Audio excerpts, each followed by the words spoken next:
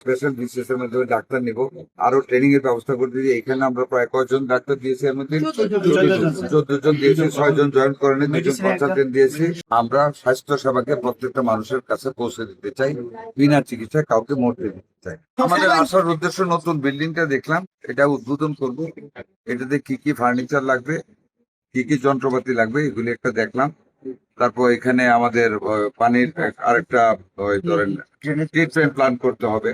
Drainage ব্যবস্থাটা আরো আধুনিক করে যাতে পানি চলে যায় স্মুথলি, যাতে না জমে, এগুলি বাকি কাজগুলি করতে হবে। করে আমরা কুষ্টিয়ার সাথে এটা মাননীয় প্রধানমন্ত্রী এসে উদ্বোধন করবে।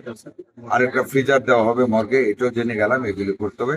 এই হসপিটালের সার্ভিসের ব্যবস্থাটা দেখলাম, কর্মচারীরা বেতন পায় কিনা, তাদের প্রেজেন্স ঠিক মতো আছে কিনা, ডাক্তাররা নিয়মিত আসে কিনা, নতুন ডাক্তার দেওয়া হয়েছে এগুলি নিয়মিত আসে কিনা, বিভিন্ন সাইট দেখলাম।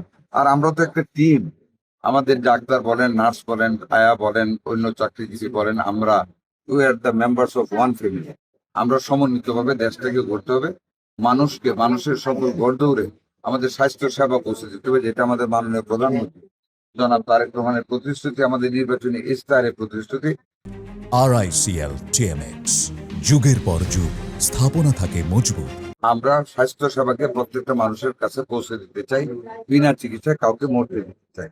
এই জিনিসগুলি বাস্তবায়িত করার লক্ষ্যে মানুষ যাতে সত্যিকার সেবা পায়, আমরা মোটিভেট করতেছি। আর ডেঙ্গুর বিরুদ্ধে আমরা পরিচ্ছন্নতা অভিযানের জন্য ডিসি মহোদয়দেরকে, সবাইকে, আপনাদেরকেও আমরা সচেতন করার চেষ্টা করতেছি, এবং আপনারাও এই ব্যাপারে যারা সাংবাদিক আপনারা বলবেন যাতে করে পরিচ্ছন্ন রাখা হয়।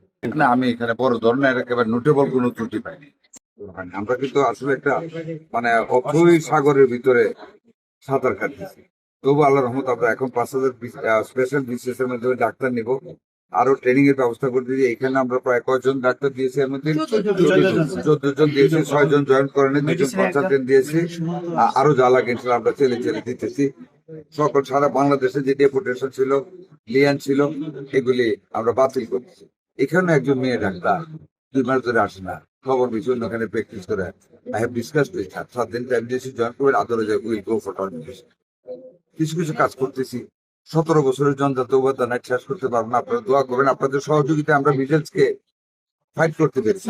এটা নিয়ে আলাপ হয়েছে। আমরা সকল আইসিইউ গুলি 10 শয্যা আইসিইউ, এবং শুধু তা না, আমরা 10 শয্যার কিডনি ডায়ালিসিস প্রতিস্থাপন করতে যাচ্ছি। আমরা মিটিং এর করেছি, আমরা টেন্ডার হয়েছে, আমরা মেশিন পাঠাবো প্রত্যেকটা হাসপাতালে, প্রত্যেকটা জেলায়, এমনকি উপজেলায় পর্যন্ত আমাদের গরিব মানুষের কিডনি ডায়ালিসিস যাতে কম টাকায় করতে পারে।